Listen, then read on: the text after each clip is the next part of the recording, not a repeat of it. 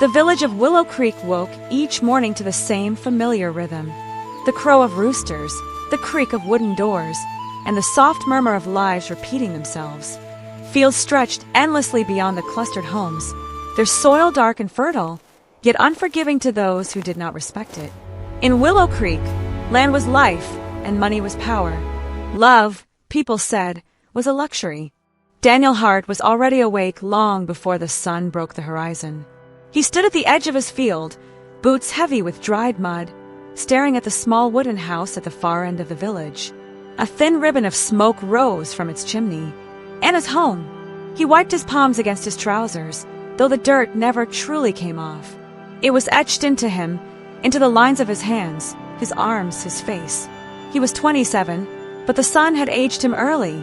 Farming did that. It carved patience into a man whether he asked for it or not. Today was the day. Daniel had rehearsed his words 100 times while plowing, planting, and harvesting. He had whispered them to the wind when no one was listening. Still, his chest tightened as if his heart knew the risk his mind tried to ignore. He wasn't a rich man. Everyone in Willow Creek knew that. His land was modest, his house small, his savings nearly non-existent. But what he had built with his own hands. And what he felt for Anna had grown steadily, like a crop tended carefully through every season. They had grown up together, running barefoot through the fields, sharing apples stolen from orchards, dreaming dreams too big for children who didn't yet understand the weight of reality. Somewhere along the way, Anna learned to measure life in silks and silver, while Daniel learned to measure it in rain and soil. By the time the sun rose fully, Daniel was walking through the village, carrying a small cloth pouch tucked inside his coat. Inside it lay a simple ring, plain silver, polished until it shone. It wasn't expensive, but it was honest. The streets were already alive. Merchants shouted prices. Women gathered water at the well. Men argued about trade routes and harvest yields. As Daniel passed, conversations dipped and eyes followed him. Some nodded politely. Others smirked knowingly. "Going somewhere special, Daniel," called out Mr. Harlan, the butcher, his voice laced with amusement. Daniel forced a smile. "Just handling some personal business." A few chuckles rippled through the crowd. Word traveled fast in Willow Creek, especially when it promised entertainment. Anna's house, set near the center of the village, freshly painted and well-kept. Her family had always been proud of appearances. Daniel paused at the door, took a breath that felt too shallow, and knocked. The door opened to reveal Anna's mother, her sharp eyes scanning him from head to toe. "Yes," she asked coolly. "Good morning, ma'am. I was hoping to speak with Anna." She hesitated, then stepped aside. "She's inside." Anna stood near the window, sunlight catching in her dark hair. She turned, surprise flickering across her face. "Daniel, what are you doing here?" Her tone wasn't unkind, but it wasn't warm either.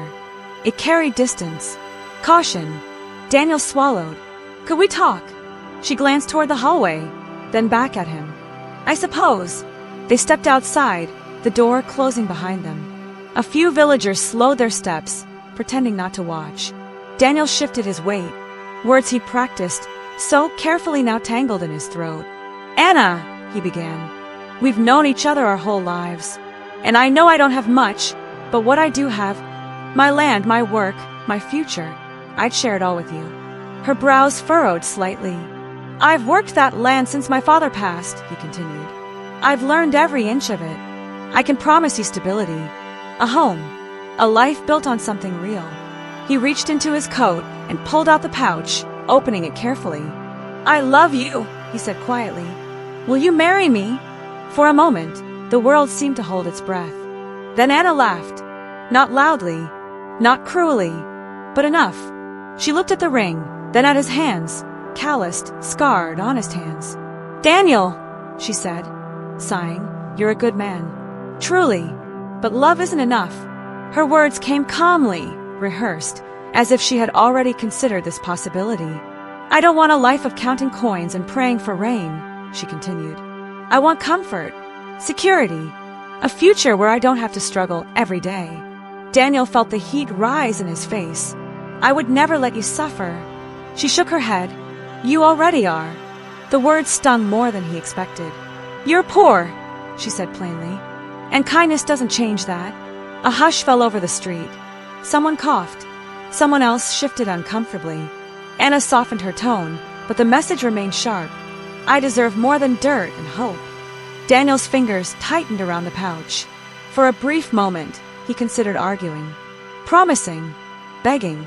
Instead, he nodded. I understand, he said, though his voice betrayed him. She turned back toward the door. I'm sorry. The door closed. Laughter erupted somewhere behind him. Not loud, but enough. Daniel stood there, the ring still in his hand, as the village returned to its rhythm. Life moved on. It always did. He walked back through the streets slowly, every step heavier than the last. The whispers followed him like shadows. Poor fool! Did he really think she'd say yes? He should know his place. By the time he reached his field, the sun was high and unforgiving. Daniel dropped to his knees, pressing his hand into the soil. It was warm, solid, real. He stared across the land he had inherited, the land that had taken everything from him and given him everything he had. They think I'm poor, he murmured to the wind. Then he closed his fist around the dirt and stood. Maybe I am, he said, for now. And as the breeze carried his words across the fields, Daniel made a promise. Not to Anna, not to the village, but to himself. This land would remember his name. The rain did not stop when Daniel finally rose from the field. It followed him like a shadow as he walked back toward the village, thin streams of water sliding down his face, blurring the line between tears and weather. By the time the first rooftops came into view, his shoulders were squared again, his steps steady. Whatever had broken inside him, he would not let the village see it. Willow Creek never paused for heartbreak. The next morning, gossip bloomed faster than crops ever could. At the well, women leaned close to one another, voices low but eager. At the market, men shook their heads with knowing smiles. By midday, Daniel's failed proposal had transformed into entertainment, polished, exaggerated, and stripped of its pain. She laughed, someone said. Poor man didn't even have gold, another replied. He should have known better. Daniel kept to his land, working longer hours than usual. The soil was damp from the rain, heavier, resistant. Each swing of the hoe felt like a release, a way to bleed out the ache without making a sound.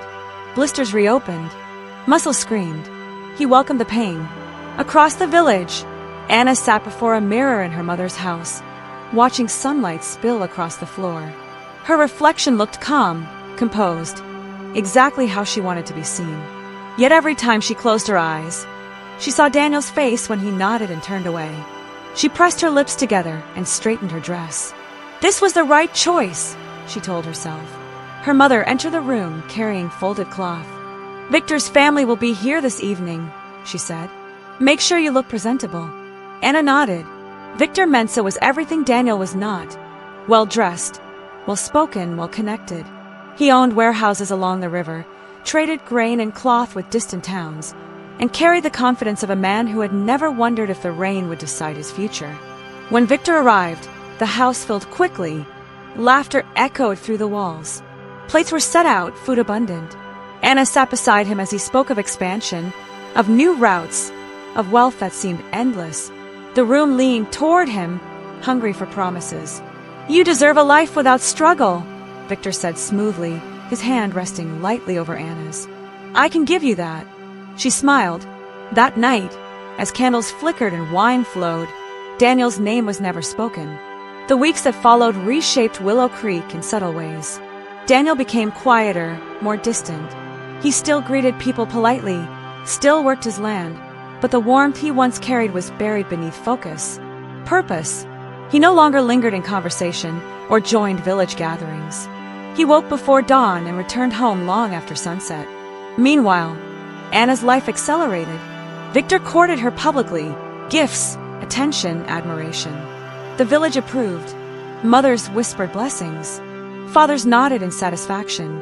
A woman choosing security over sentiment was considered wise. The wedding date was set quickly.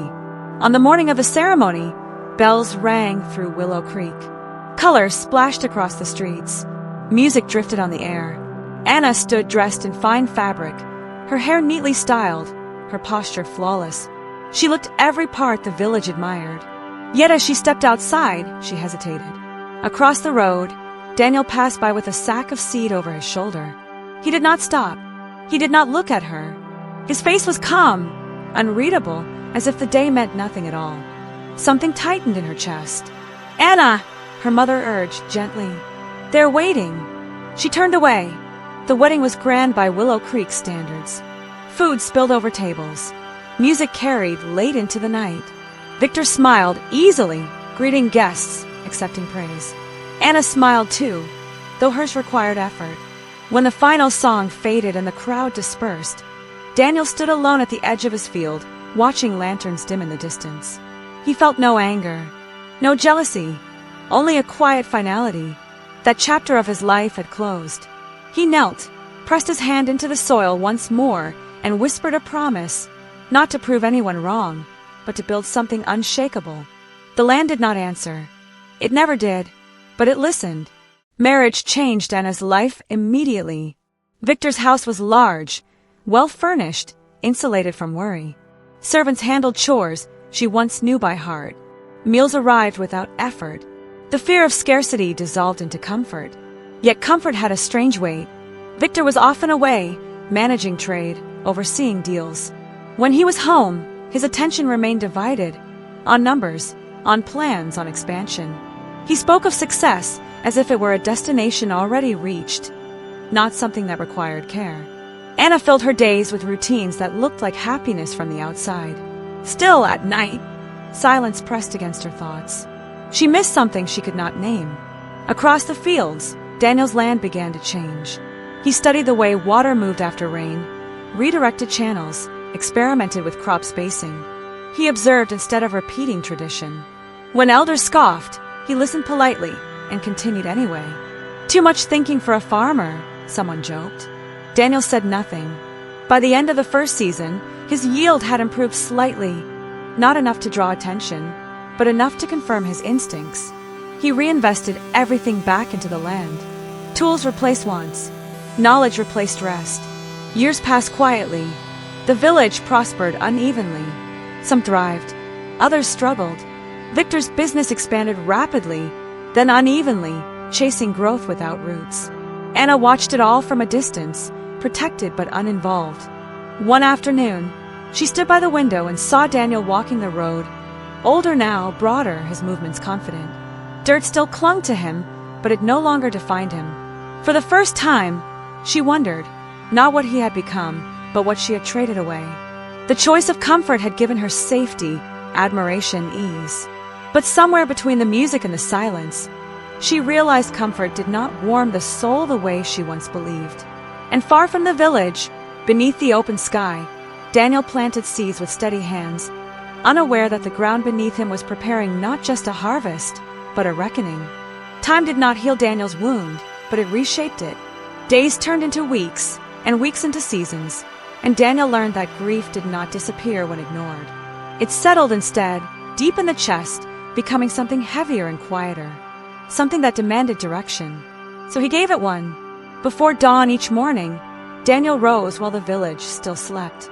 He ate simply, strapped on his worn boots, and stepped into the fields as the sky shifted from black to gray. The land greeted him the same way it always had, without judgment, without pity. It only asked one thing in return, effort, and Daniel gave it everything. He stopped farming the way his father had taught him, not out of disrespect, but out of curiosity. He began to ask questions no one else bothered to ask. Why did water pool in certain places? Why did some crops weaken while others thrived just a few feet away? Why did the soil feel alive in some patches and dead in others? At night, by lantern light, he scribbled notes on scraps of paper. He sketched rough maps of his land, marking slopes, shadows, and wind patterns. He experimented quietly, altering planting depths, spacing crops differently, mixing organic matter into the soil where others saw no reason to bother. When elders noticed, they shook their heads. "Too much thinking," one said. "Farming isn't a puzzle," another scoffed. "You're wasting time." Daniel listened respectfully. Then he kept going. His land was small, but he treated it as if it were vast, dividing it into sections, testing methods carefully. If something failed, he didn't curse the soil. He studied it, If a plant died, he asked why. Failure became information. Pain became fuel. Meanwhile, Willow Creek barely noticed him anymore. The village had moved on. Victor's trade caravans passed through regularly, bringing cloth, salt, and stories from faraway places. His wealth grew visibly: new structures, polished furniture, better clothing. Anna played her role well, hosting gatherings, smiling politely, praised as a woman who had chosen wisely. Yet even from a distance, Daniel sensed something hollow in that praise. He saw Anna only occasionally, at the market, at festivals, but their eyes never met. Not once. It was as if an unspoken agreement had formed between them. What had been was not to be reopened. Daniel didn't resent her for that. He had chosen a different kind of silence. The first real sign of change came quietly, the way most important things do. One morning, after weeks without rain, Daniel noticed his soil still held moisture beneath the surface. While neighboring fields cracked and dried, his plants stood firmer, their leaves less wilted. It wasn't dramatic. No one else noticed. But Daniel did. He knelt and pressed his fingers into the ground, feeling the coolness beneath the heat. His heart beat faster, not with hope, but with confirmation. He was learning. He adjusted again, redirecting runoff water using shallow trenches, planting cover crops to protect the soil, composting where others burned waste. His field began to look different. Less tidy, more alive. The villagers laughed at that too. "Looks messy," someone remarked. "Like he doesn't know what he's doing."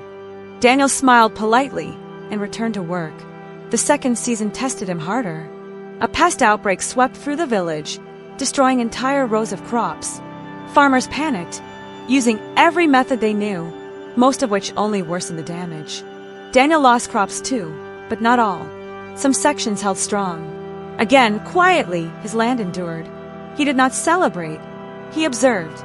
By the third season, his yields were noticeably better, not enough to cause envy, but enough to raise eyebrows. Daniel sold modest surpluses, reinvesting every coin back into tools, seed quality, and knowledge. He attended no celebrations. He saved nothing for comfort. His life narrowed but sharpened.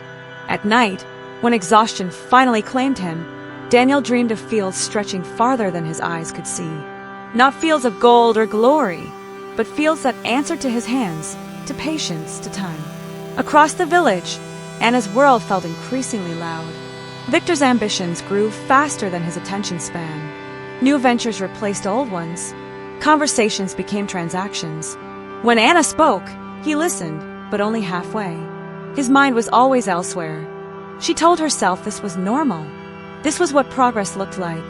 Still, when she passed Daniel's land one afternoon, she slowed her steps. His fields were greener than she remembered. Not lush, yet, but healthy. Intentional. She saw Daniel kneeling, studying a plant as if it were speaking to him. For a fleeting moment, she wondered what it would be like to be looked at that way. Then she straightened her dress and walked on. Daniel never noticed her. By the fourth season, whispers changed tone. Not mockery, curiosity. "How is his soil holding so well? Did you see his harvest? Maybe he knows something we don't." Daniel heard none of it. Or rather, he heard it and let it pass through him. Praise, like ridicule, had lost its power. His validation came from watching seedlings rise where he had planned for them to rise. From knowing that when drought came, he would be ready. And drought, though no one yet knew it, was already forming far beyond the hills. The clouds thinned. Rains grew unpredictable. Older farmers blamed bad luck, angry spirits, or fate. Daniel watched the sky and adjusted. When the rains finally failed completely, panic spread. Fields yellowed. Livestock weakened. The village held meetings filled with arguments and fear. Victor's trade slowed as goods became scarce. Prices rose. Tension crept into every home. Yet in the middle of uncertainty, Daniel's land held on. Not perfectly, but enough. Enough to survive. He stood at the edge of his field one evening, surveying what he had built with nothing but patience, humility, and stubborn belief. The sun dipped low, painting the land in gold and shadow. Daniel exhaled slowly. He had not become rich. Not yet, but he had become unbreakable. And though the village still did not see it, the soil beneath his feet was preparing to make his quiet perseverance impossible to ignore. The first sign was not the heat, it was the silence. In Willow Creek, rain was a sound as much as it was a season. Children learned to fall asleep to it. Farmers measured time by it. Even arguments paused when rain arrived because water, in the end, mattered more than pride.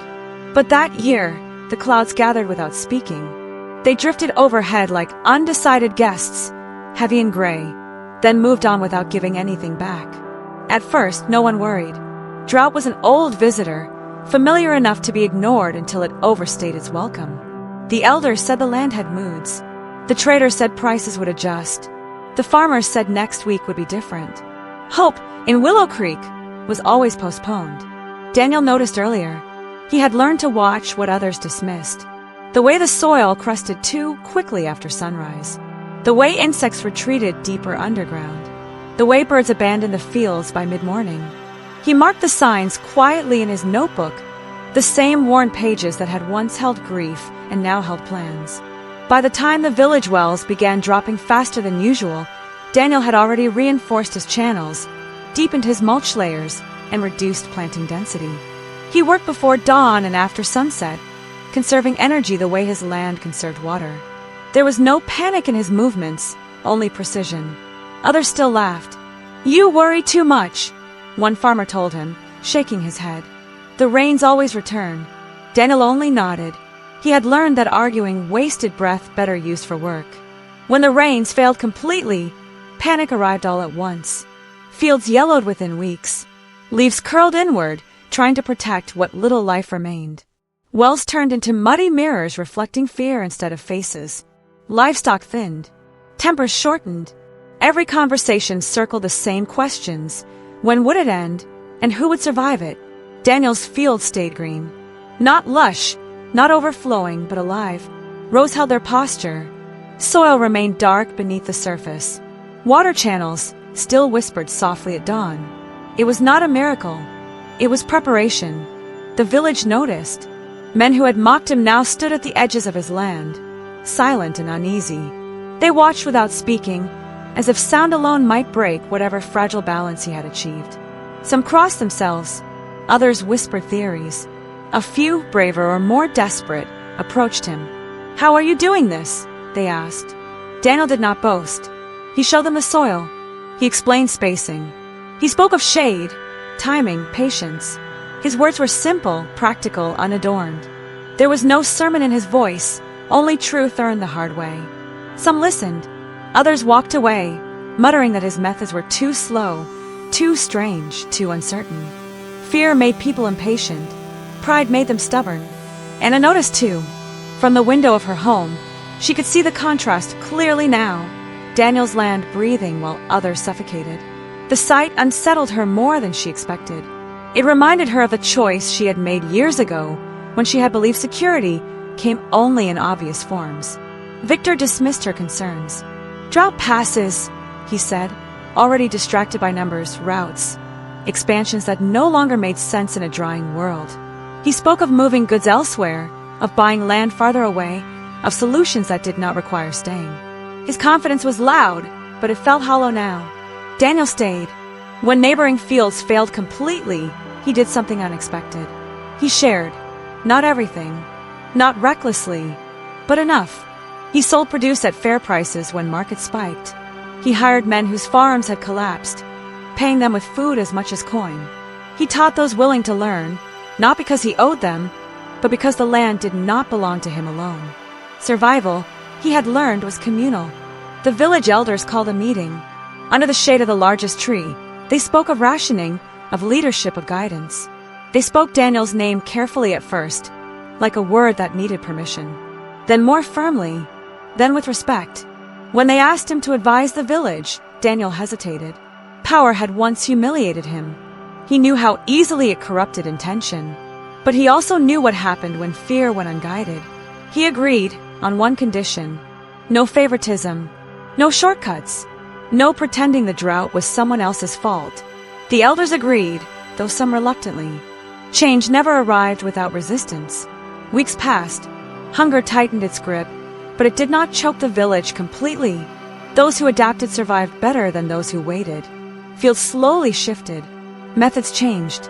Pride bent, if not broken. Daniel never smiled at the irony.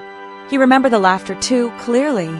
One evening, as the sun bled into the horizon, Anna walked to the edge of his field. They had not spoken in years. Daniel noticed her immediately, not because he still waited for her, but because he noticed everything now.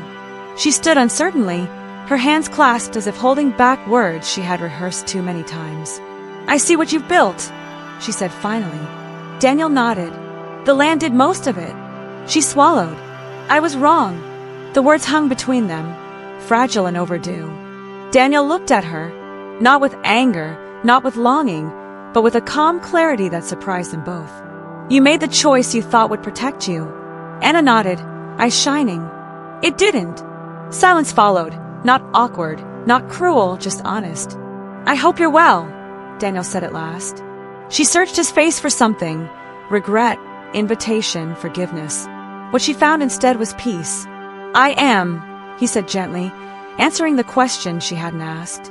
Anna left with a quiet ache, understanding too late that wealth could shelter the body but starve the soul. As the drought stretched into another season, Daniel stood stronger than ever, not because he had more, but because he needed less.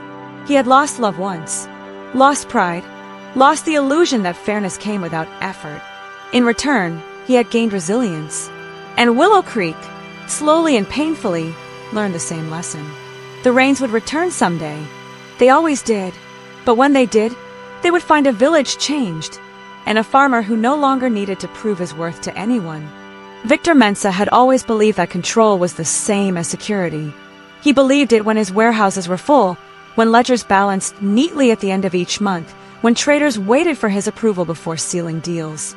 Numbers, routes, contracts, these were things he understood. They obeyed logic. They responded to force and speed.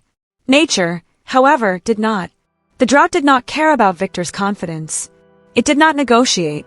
It did not arrive with warning letters or grace periods. It simply stretched on, quietly dismantling the systems that had once made him powerful. At first, Victor adapted the only way he knew how, by expanding outward. When local produce failed, he sent caravans farther away. When prices rose, he speculated harder. When partners hesitated, he pressured them with urgency disguised as optimism. "This will pass," he told Anna again and again.